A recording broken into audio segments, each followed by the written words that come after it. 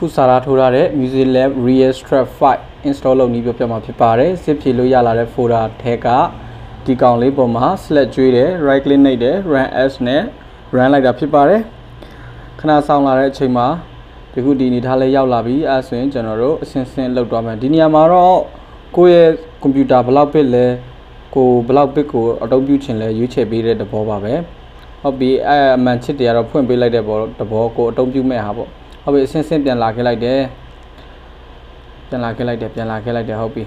ဒီမှာ finish ပြန်နိုင်မယ်ပြင်အပေါ် R2R file လေးကိုကျွန်တော်တို့ဖွင့်ပြီးတော့ဒီ keygen file လေးကို run ပေးလိုက်တယ်ဒီကောင်လဲ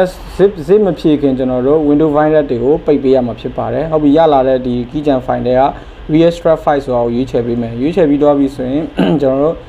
အပေါ်မှာနာမည်ရေးပြီးတော့ဒီနေရာမှာ email ရေးလိုက်ရေးပြီးတော့ပြီဆိုရင်ဒီအောက်ကကျွန်တော်တို့ဒီကောင်လေးပေါ်မှာဟာနေလိမ့်မယ်အဲ့ဒီဟာလေးမလာခင်ဒီ generate ဆိုတာလေးနှိပ်လိုက်ဒါဆိုရင်ဒီအပေါ်ကကောင်မှာကုတ်ရလာပြီlicense file တိတ်နေပါတော့ဒါပဲနားတိတ်မလဲဆိုရင်ကျွန်တော် document ထဲက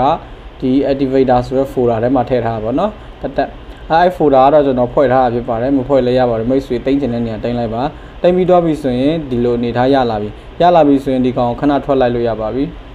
ထွက်လိုက်ပါပြီးရင်ကိုယ့်ရဲ့ DAW ကိုတော့ဖွင့်လိုက်ပါ